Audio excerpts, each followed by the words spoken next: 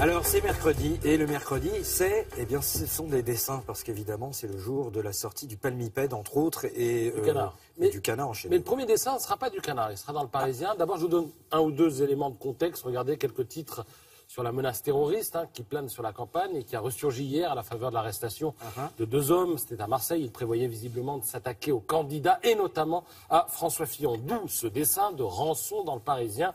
C'est François Fillon qui parle. On a voulu m'abattre. Mais là, c'est pour de vrai. Alors, vous parliez du canard enchaîné. Festival Lefred Touron, ce matin, dans le canard enchaîné. On commence avec le dessin.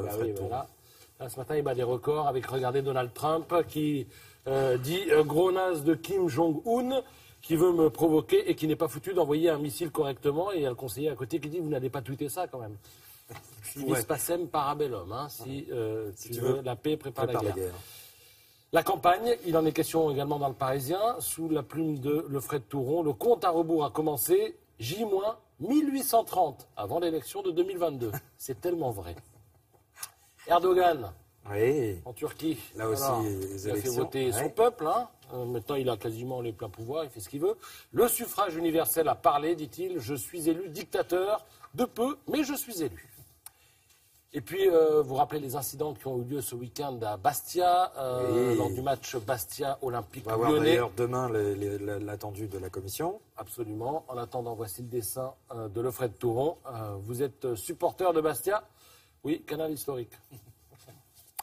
Alors, l'événement télévisuel de la journée, c'est le retour de la série 10%. Saison 2. On en a parlé ici même, puisqu'on a eu le privilège d'avoir l'interview de Camille Cotin. On en a parlé, on va en parler là, et je pense qu'on en reparlera parce que c'est tellement bien, avec des agents formidables, comme peut l'être, vous l'avez cité, Andrea, alias Camille Cotin, qui crève l'écran, nous dit-on dans le Figaro, mais enfin, elle l'avait déjà crevé l'an dernier.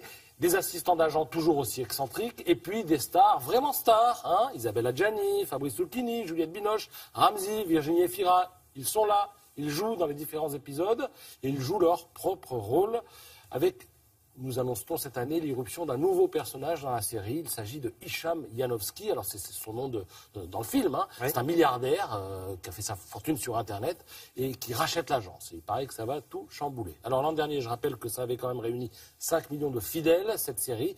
La saison 3, là c'est la saison 2 qui arrive, mais la 3 est déjà en cours d'écriture. Donc autant vous dire qu'on pense que ce sera un succès. Avec seulement 6 épisodes à chaque fois, c'est ça. Oui, c'est vraiment... et Dominique Besnéard espère que dans la saison 3, nous aurons droit à Catherine Deneuve et, devinez qui?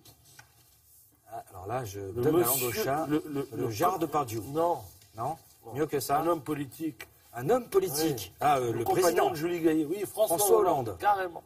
Dans la série 3. Alors, j'espère qu'il y sera. Je pense qu'il y a proposé, il attend la réponse. C'est pas sûr. Il va peut-être attendre une dizaine de jours. Oui, voilà, c'est ça. On attend un petit peu, on va voir après dimanche. Merci beaucoup.